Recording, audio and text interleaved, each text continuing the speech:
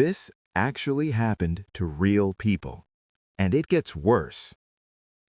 When I was maybe 10, I was over at a friend's house hanging out.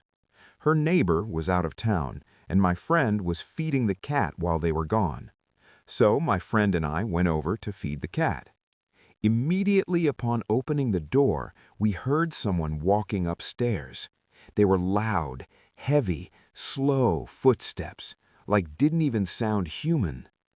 My friend and I just looked at each other and sprinted back to her house. The worst part was we told her mom, and the mom didn't believe us and made us go back and finish feeding the cat alone. We were terrified, but did it. When the neighbor came back, they found that their house had been broken into. When I was little, I was sleeping over at my friend's house. I woke up in the middle of the night to use the bathroom, dark, far end of the hallway, away from her room. When I stepped out of the bathroom, her older brother was standing outside the door, in the dark. He never said a word, just walked up to me silently and put his hands around my neck. Someone stirred and he dropped his hands. I immediately called my mom and left without even saying anything. Friend never believed me, and I never went back.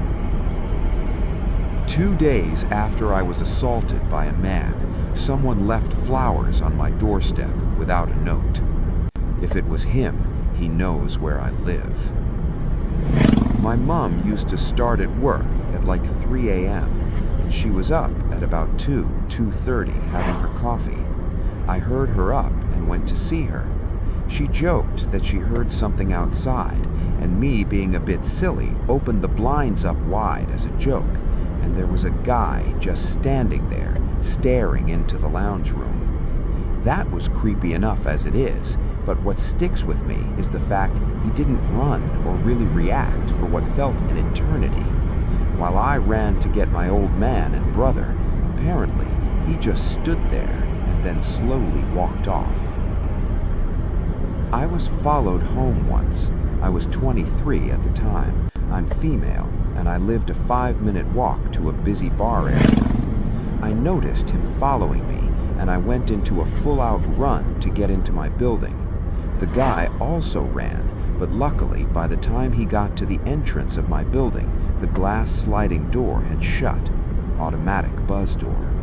The absolutely terrifying part was that as I stood there behind the glass catching my breath, he just stood there staring at me, didn't walk away or anything. What in the hell was he planning to do if he caught me? Still gives me the shakes 5 years later. Some stories end, some just stay with you.